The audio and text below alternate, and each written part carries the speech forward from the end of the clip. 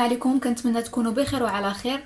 اليوم غادي نوجدوا واحد السيرو طبيعي فعال 100% بالنسبه لي انايا شخصيا مجرباه. كيصلح للوليدات الصغار وحتى الناس الكبار. كله مواد طبيعيه. بما ان هذا هو موسم ديال البرد ونزلات ديال الزكام والكحبه، هذا السيرو مخصص 100% للكحبه، يعني في ايام قليله كتبان النتيجه باذن الله. نبداو بالمقادير. المقادير اللي غادي نحتاج هما كاس عامر ديال زيت الزيتون، وكاس عامر ديال الماء، وكركوبه ديال الثوم، وعندي 2 معالق كبار ديال الخزامه اللي نقيتها وحيدت ليها العواد وغسلتها. عندي هنايا كاسرونه غادي ندير فيها كاع المقادير اللي قلت. كاس ديال زيت الزيتون، وكاس د الماء، 2 معالق كبار ديال الخزامه،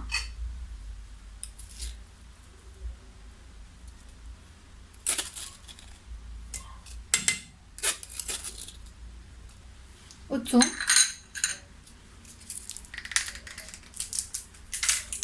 الثومه غادي نفرقها ولكن نخليها بقشورها.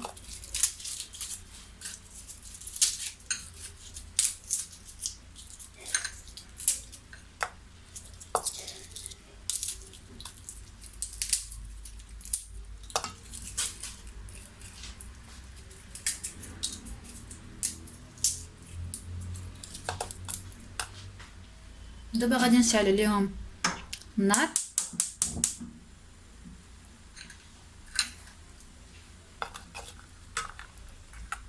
وغادي نخلي كل شيء يغلي.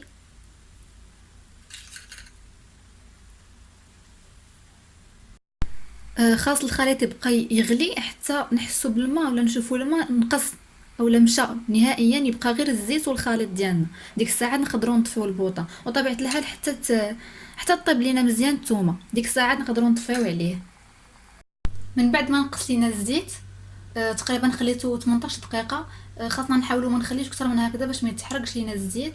دابا هي غادي نغطيها بشي غطا ولا طبيصير ونخليها واحد الساعه حتى تبرد تماما وتلقوا جميع المكونات ببعضهم.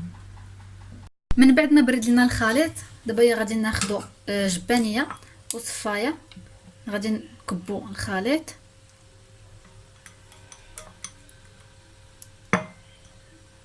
وغادي نحاولوا نمعكوا كاع الثومه هذه اللي عندنا.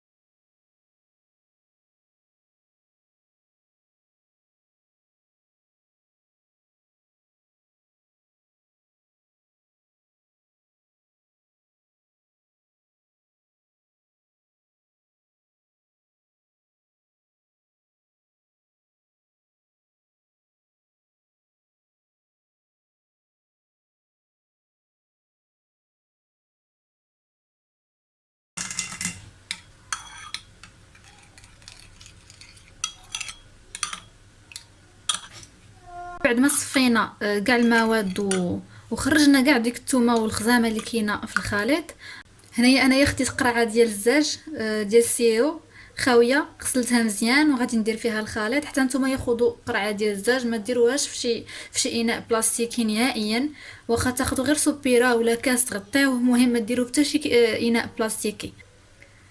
دابا هي غادي نكب الخليط ديالي هنايا في القرعه ونرجع لكم. الخليط ديالي ها هو وجد. تقدروا تستعملوه من النهار اللي صوبتوه فيه وديروه في بلاصه ما تكونش كيدخل ليها الضوء ولا الشمس، وكتشربوا معلقه صغيره في الصباح ومعلقه صغيره قبل ما تنعسوا. وشكرا بزاف على المشاهده ديالكم، نتلاقاو في فيديو جديد.